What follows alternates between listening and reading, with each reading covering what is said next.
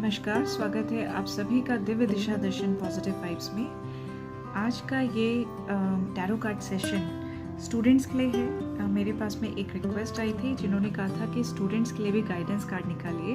तो ये जो टैरो कार्ड रीडिंग है ये स्पेसिफिकली स्टूडेंट्स के लिए है। फ़िलहाल आपकी लाइफ में कैसा चल रहा है, जब बात करते हैं आपकी एजुकेशन की, आपके स्टडीज़ में फोकस की, करंट सिनेरियो क्या है। करंट सिनेरियो में हमारे पास नाइट ऑफ सोर्ड्स का कार्ड है। नाइट ऑफ सोर्ड्स एम्बिशियस को दिखाता है, आपके एम्बिशंस को दिखाता है, आपके अंदर की कॉम्पिटिटिव फीलिंग्स को दिखाता है। तो आपके अंदर वो एक कंपटीशन वाली भावना ऑलरेडी है और आप बहुत तेज़ी से अपने ऊपर काम कर रहे हैं जब बात करते हैं आपके स्टडीज़ का। किसी चीज़ का तो टेंशन आपके माइंड में चल रहा है जिसके चलते आपने बहुत ज़्यादा स्पीड अप इस वक्त पे ले लिया है। यानी जैसे कई बच्चे होते हैं कि आप कुछ टाइम पीरियड आपने रेगुलर पढ़ाई नहीं करी, लेकिन जब एग्ज़ाम जैसे जैसे पास आया तो टेंशन के मारे आप जो है बहुत ज़्यादा आवर्स अब पढ़ाई को दे रहे हो, बहुत ज़्यादा आवर्स जो है अब बुक्स के अंदर जो है इन्वॉल्व होने में दे रहे हो। ठीक है, बहुत ज़्यादा अभी टाइम आपका लग रहा है। एम ऑफ कोर्स सक्सेस है।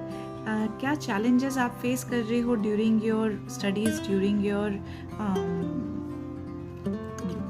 Exam time period. यहाँ पे 3 ऑफ पेंटिकल्स का कार्ड आ रहा है। 3 ऑफ पेंटिकल्स बात कर रहा है कि जिस मोमेंट पे आपको एक सही सॉल्यूशन की ज़रूरत होती है, जिस मोमेंट पे आपको एक गाइडेंस की ज़रूरत होती है, वो आपको नहीं मिल पा रहा है। ठीक है, आप जिससे पूछ रहे हैं, एक जैसे हम कहते हैं ना ब्रेन स्ट्रोमिंग करना, या एक गेट टुगेदर लाइक साथ में कंबाइंड क्लासेस कर रहे हैं दोस्तों के साथ में, या आपने किसी से एडवाइस भी ले लिया, लेकिन उस एडवाइस का आपको 100% सेटिस्फेक्शन रिजल्ट नहीं मिल रहा है। ठीक है, आपको इस टाइम पीरियड में कोई भी संतुष्ट नहीं कर पा रहा है अपने आंसर से, तो यह फीलिंग वो चीज़ का लैकिंग है। ठीक है, अब गाइडेंस आपके लिए क्या है। गाइडेंस में हमारे पास में 10 ऑफ सोर्ड्स है। देखिए, जो मैं बात कह रही थी कि नाइट ऑफ सोर्ड्स के साथ में जो कॉम्पिटिटिव वाली, एम्बिशन वाली एनर्जी आपके अंदर आ रही है, वो कहीं ना कहीं आपको नुकसान दे सकती है। और यही जो चीज़ है 10 ऑफ सोर्ड्स हमें बता रहा है कि भागिए ज़रूर, चीज़ों को पढ़िए ज़रूर, इन डेप्थ जाइए ज़रूर, लेकिन अपनी हेल्थ के एवज में नहीं। ठीक है, हेल्थ को, अपनी रेस्ट को आपने टेकन फॉर ग्रांटेड नहीं लेना है। ठीक है, ये इस चीज़ का आपको थोड़ा सा ध्यान देना है, ये आपके लिए गाइडेंस है। दूसरा चीज़ क्या है, आपके लिए सरेंडर एनर्जी, ताकि आपको रिजल्ट्स अच्छे मिले। पहला चीज़ क्या कहा गया है, surrender to your soul path. अब देखिए, ये वैसे तो बहुत डीप मैसेज है कि आप अपनी सोल जर्नी को पहचानें। अब बात क्योंकि यहाँ पे आपकी स्टडीज़ को लेकर के हो रही है, तो आपकी स्टडीज़ में एक, हम कहते हैं कि हर एक का एक बर्तन है, उसमें उतना ही आएगा जितना उसमें फिल हम कर सकते हैं। एक्स्ट्रा आप डालेंगे वो बाहर जाएगा। तो आपने अपने नीड को, अपने पैशन को समझना है। ज़बरदस्ती वाला जो चीज़ आप डालने की कोशिश करेंगे वो कुछ समय के लिए ही आपके माइंड में रहेगा, उसके बाद वो वैनिश हो जाएगा, आप उसे भूलते चले जाएंगे। तो आपने जो भी चीज़ें पढ़नी है, करनी है, लर्न करनी है, आपने ऐसे चीज़ करना है कि एज आप उसे अपनी जर्नी का हिस्सा बना रहे हैं। उसमें पैशन है तो ही आप उसको जो है ना उसमें एक्सेल कर पाएंगे। ये एक चीज़ है। दूसरा, यहीं पे एक स्टेटमेंट है जो कि आपकी सिचुएशन और आपके क्वेश्चन के साथ में जा रहा है।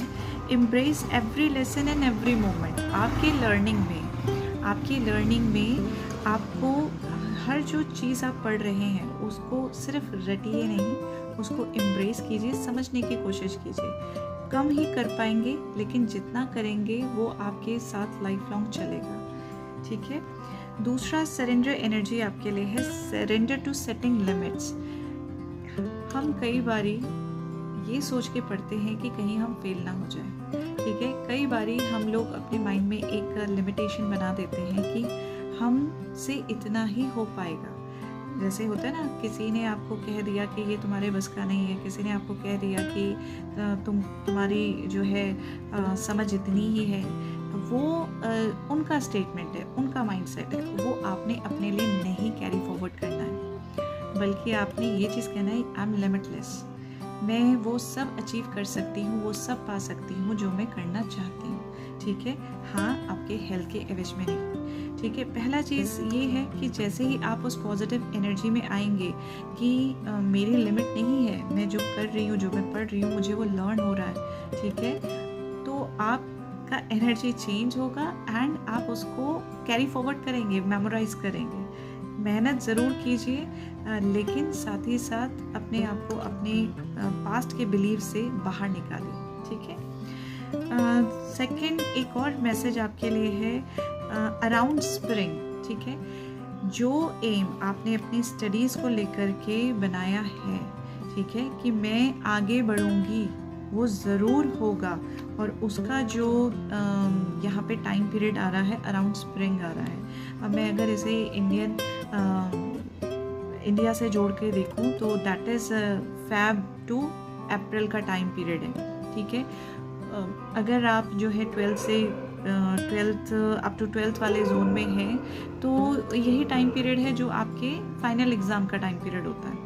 तो अभी जो आपके मिड टर्म्स, क्वार्टरली एग्जाम्स वगैरह आएंगी या क्लास टेस्ट में जो आप खुद को टेस्ट करने की कोशिश कर रहे हो, वहाँ पे बेशक आपको वो रिज़ल्ट ना मिले, लेकिन हाँ आपको धीरे धीरे धीरे आगे बढ़ना है। एंड जो आप अपने लिए एक्सपेक्ट करते हो वो इस टाइम पीरियड में, यानी आपका Feb to अप्रैल वाले टाइम पीरियड में, you will be able to achieve that result जो आपने अपने लिए सोचा है। उम्मीद करती हूँ आपको आपके मैसेज, आपका गाइडेंस, एडवाइस मिली हो और आपके आने वाले हर टेस्ट, चाहे वो स्कूल का हो या लाइफ का हो, आप उसमें हमेशा अच्छे मार्क्स में ही पास हो। All the best, thank you.